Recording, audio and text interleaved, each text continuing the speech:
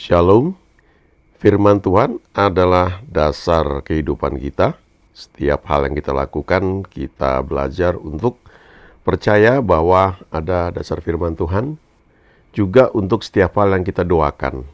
Dan karena itu kita bisa percaya bahwa hal-hal yang baik Tuhan sediakan buat kita, seperti yang Dia janjikan di dalam firman-Nya. Yuk kita baca satu bagian firman Tuhan dari kitab Markus pasal 11 mulai ayat 12 sampai dengan 14. Keesokan harinya, sesudah Yesus dan ke-12 muridnya meninggalkan Betania, Yesus merasa lapar. Dan dari jauh ia melihat pohon ara yang sudah berdaun. Ia mendekatinya untuk melihat kalau ia mendapat apa-apa pada pohon itu. Tetapi waktu ia tiba di situ, ia tidak mendapat apa-apa selain daun-daun saja, sebab memang bukan musim buah ara. Maka katanya kepada pohon itu, jangan lagi seorang pun makan buahmu selama-lamanya.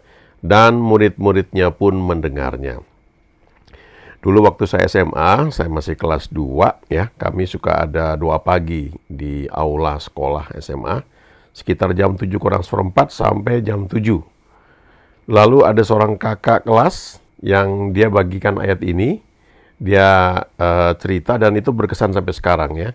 Jadi dia bilang dalam kehidupan kita ini jangan seperti kita seperti pohon ara yang daunnya lebat, daunnya banyak, tapi nggak ada buahnya. Jadi ketika Yesus datang mau menikmati buahnya, ternyata nggak ada. Lalu dikatakan di sini, Yesus berkata, jangan lagi seorang pun makan buahmu selama-lamanya. Jadi dikutuk, ya. Nah, itu terus terang satu teaching yang bagus, ya. Jadi artinya kita ini harus berbuah, poinnya seperti itu. Cuma yang dulu saya nggak mengerti adalah berbuah itu bukan kekuatan kita. Kita ini berbuah karena kita nempel pada Yesus. Kalau kita baca di Yohanes 15, ya, tentang pokok anggur. Yesus adalah pokok anggur, kita ranting-rantingnya, ya. Setiap ranting yang menempel dengan baik kepada cabang, ya, kepada pohon anggur itu, ya, maka akan berbuah, ya, berbuah lebat. Setiap ranting padaku yang berbuah lebat dibersihkannya, ya, dibilang seperti itu, ya. Akulah pokok anggur, ya, kamulah ranting-rantingnya. Nah, jadi konsep berbuah itu bukan kekuatan kita, ya. Jadi dulu pemikirannya kalau kita nggak berbuah Tuhan akan marah, kita akan dikutuk, atau kita akan ya tidak disukai Tuhan, ya, kira-kira seperti itu. Belakangan saya baru belajar bahwa berbuah itu karena kita bergaul dengan Tuhan, ada kehidupan yang kita nikmati, lalu kehidupan itu yang mengalir dalam hidup, dalam roh kita, itu termanifestasi keluar, lalu kita mulai berbuah. Nah, yang menarik adalah ketika saya kuliah, ada satu buku yang ditulis oleh orang hamba Tuhan, judulnya kalau nggak salah How Faith Works, ya, bagaimana iman itu bekerja. Dan buku itu sangat bagus sekali, teman saya baca dan sangat diberkati, saya pun juga sangat diberkati. Lah dia pakai ayat ini, ayat yang sama ini, Markus 11. Tapi dia tunjukkan kalimat terakhir, ya, dari ayat 14. Dan murid-muridnya pun mendengarnya, ya. Apa yang didengar oleh murid-murid? Yaitu perkataan Yesus ketika dia berkata, jangan lagi seorang pun makan buahmu selama-lamanya. Itu yang didengar oleh murid-muridnya. Dan ini dicatat oleh Markus, ya. Dan murid-muridnya pun mendengarnya. Nah, kenapa dicatat dan kenapa ini penting? Karena ternyata Yesus itu sedang mengajar murid-muridnya, ya. Mengajar tentang iman, satu jenis iman, ya. Kalau kita baca di Alkitab itu ada iman Bartimeus, ada iman Thomas yang mau lihat dulu baru percaya, ya. Iman Bartimeus, ya, kemudian ada iman perwira Kapernaum, ada iman perempuan Sirofenisia, ya, dan sebagainya. Tapi kita baca coba kelanjutan, ya, setelah lewat beberapa ayat, maka dikatakan di pasal yang sama ini, pagi-pagi ketika Yesus dan murid-muridnya lewat, mereka melihat pohon ara tadi sudah kering sampai ke akar-akarnya. Lalu ayat 21, maka teringatlah Petrus akan apa yang telah terjadi. Ya, jadi dia teringat bahwa sebelumnya Yesus mengutuk pohon ara ini.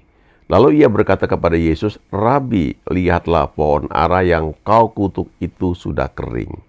Jadi dengan kata lain, kalau kita hubungkan dengan ayat-ayat sebelumnya tadi, ketika Yesus memperagakan, ketika dia mengutuk pohon ara itu, sebenarnya dia sedang mengajarkan salah satu jenis iman, ya. Dan ketika pohon ara ini sudah kering, ya, sampai ke akar-akarnya, itu butuh waktu, ya. Dari sejak dikatakan, memang saat itu sudah mati sebenarnya akarnya. Tapi kan butuh waktu, ya. Sekian waktu itu masih ada aliran air kehidupan kepada pohon itu, ya, sehingga dia belum kelihatan mati. Setelah selang beberapa waktu, kalau kita baca konteks ini, kira-kira mungkin ya sehari, ya, besokannya, karena ini kan dikatakan pagi-pagi ketika Yesus dan murid-muridnya lewat, ya. Mereka melihat pohon ara tadi sudah kering sampai ke akar-akarnya, ya. Jadi butuh waktu istilahnya dari sejak dikatakan sampai itu termanifestasi, terlihat oleh mata. Lalu ayat yang ke-22, lihat ya. Yesus menjawab mereka, percayalah kepada Allah. Nah, ini iman yang Tuhan Yesus sedang ajarkan. Percayalah kepada Allah, dalam bahasa Inggrisnya tuh have the faith of God, ya. Atau have the faith of God, ya. Have faith in God atau have the faith of God. Kalau diterjemahkan itu, milikilah imannya Allah. Nah, apa tuh imannya Allah? Tadi saya bilang kan, kalau iman Bartimeus, dia berseru kan, dia menarik perhatian Yesus, dan ketika Yesus bertanya, apa yang kau kehendaki? Baru dia bilang, Rabuni, supaya aku dapat melihat. Kalau iman perwira Kapernaum, dia bilang, katakan saja sepatah kata, maka hambaku akan sembuh, ya. Kalau iman perempuan yang sakit pendarahan itu, asalku sentuh ujung jubahnya saja, maka aku akan sembuh, ya.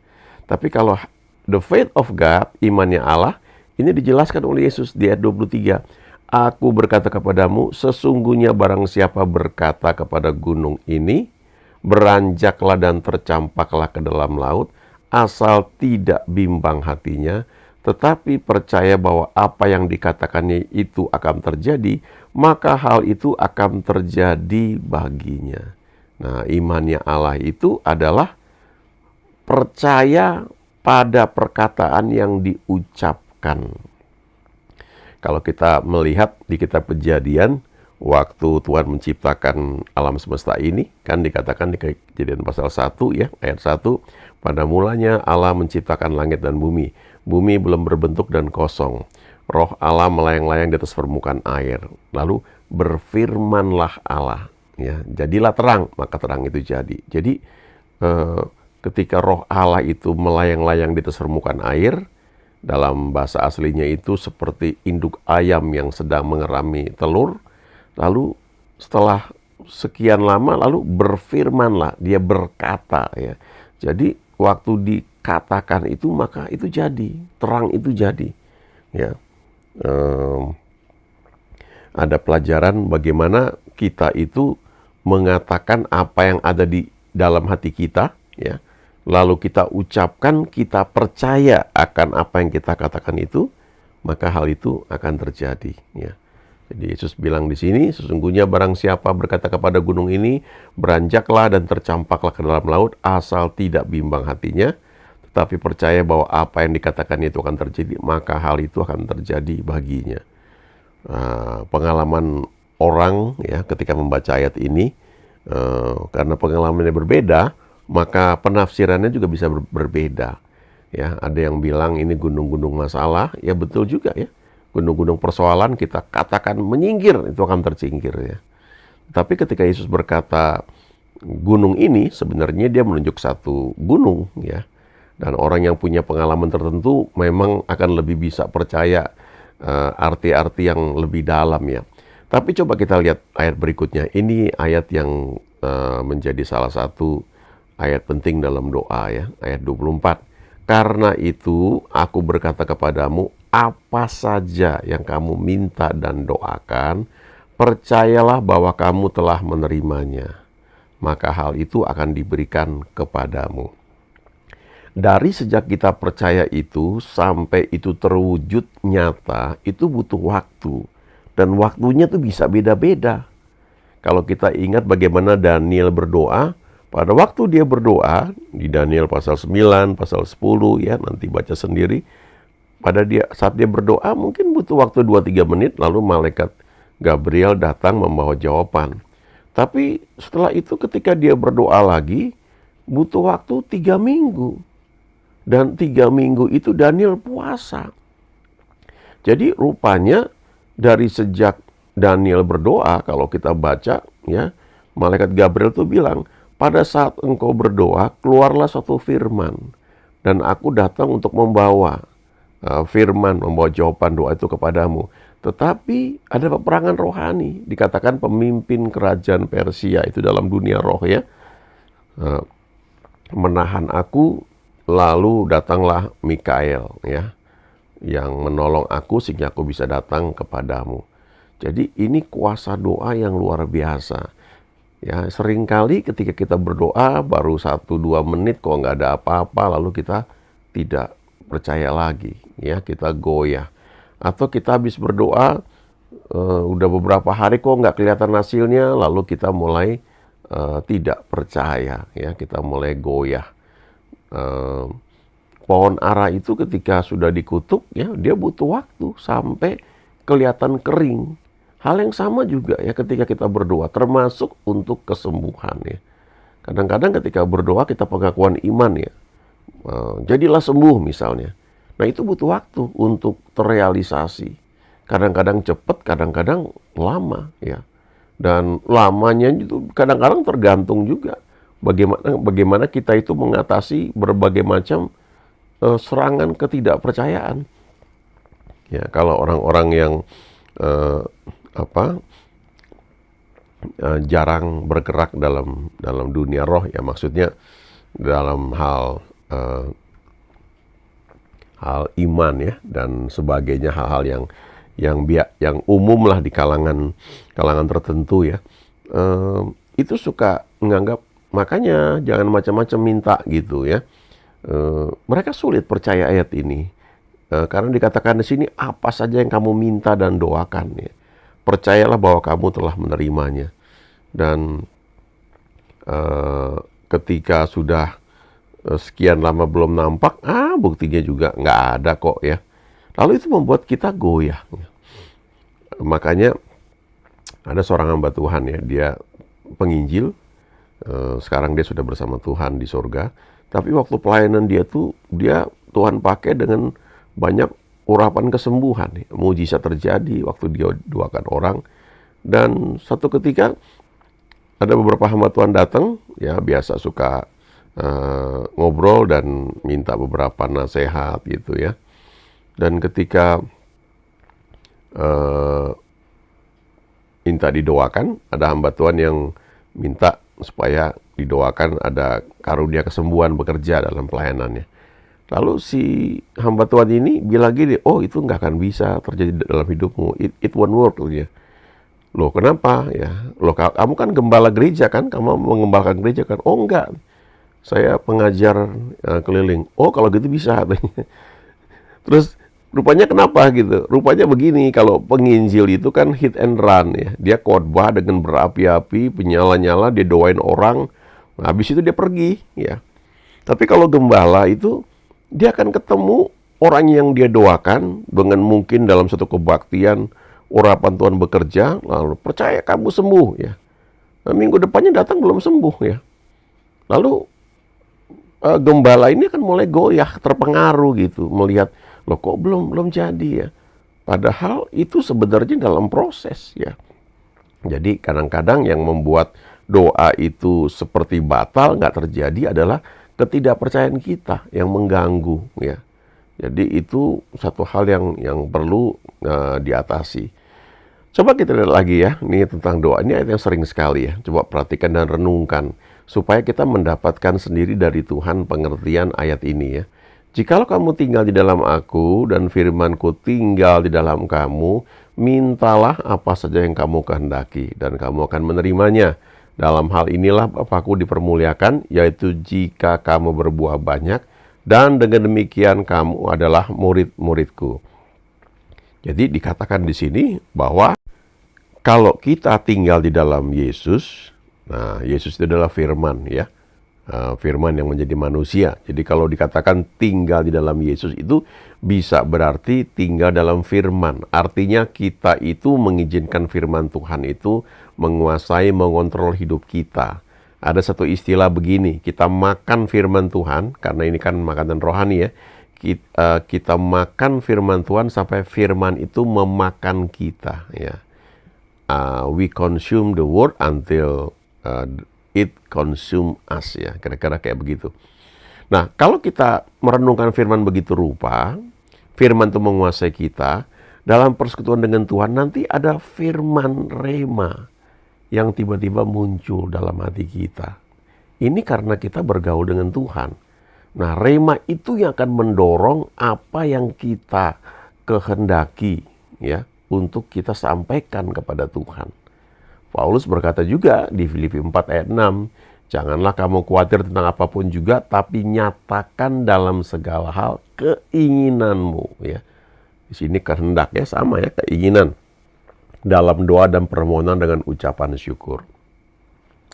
Nah, ada jaminan kalau kita tinggal dalam Yesus, tinggal dalam firman, dan lalu ada rema, maka apa saja yang kita kehendaki itu, kita minta, itu akan terjadi. Nah, dalam pengertian lain, kalau tinggal dalam Yesus itu juga berarti tinggal dalam hadiratnya.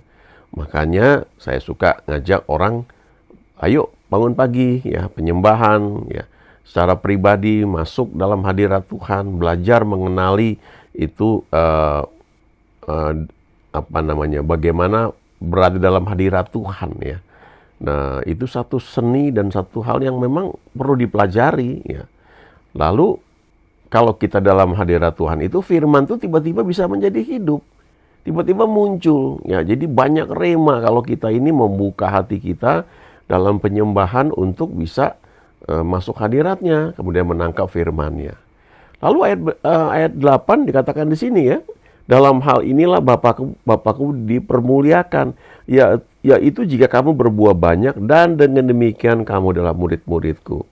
Artinya pada waktu kita ini berbuah banyak ya, buah itu adalah buah pertobatan ya. Ketika kita kenal Yesus kelihatan perubahannya. Lalu ada buah roh ya di Galatia pasal 5 ya, itu kelihatan nyata. Kemudian ada juga buah pelayanan ya. Tuhan mulai pakai kita secara spesifik dalam hal-hal tertentu. Nah, pada saat seperti itulah Bapa dipermuliakan. Juga orang melihat bahwa yang kita doakan terjadi, yang kita minta itu terjadi. Jadi itu Bapa dipermuliakan ketika kamu berdoa dalam tuntunanku dan kamu menerima hasilnya, lalu kamu berbuah banyak, Bapa dipermuliakan dan kamu menjadi bukti bahwa kamu adalah murid-muridku ya. Jadi sebenarnya kadang-kadang kita tuh menempatkan Tuhan seperti apa ya, seperti dukun gitu ya, untuk menjawab permohonan-permohonan kita, lalu kita hidup semau kita. Sebenarnya nggak begitu ya. Datanglah kepada Tuhan, kepada Bapa sebagai membangun hubungan. Dia ingin beri yang terbaik buat kita ya. Dia selalu menyediakan yang terbaik dan akhirnya kita akan belajar bahwa sampai keinginan pun yang kelihatannya apa saja itu ya, itu Tuhan berikan ya. Dan ini salah satu yang juga didoakan oleh Rasul Yohanes ya. I pray you may prosper and be in good health just as your soul prosper ya. Jiwa kita makmur, maka tubuh kita juga sehat. Seperti yang Tuhan janjikan ya. Tuhan itu baik, Dia menyediakan semua yang kita perlukan, bahkan kita inginkan ya. God is good. Amin.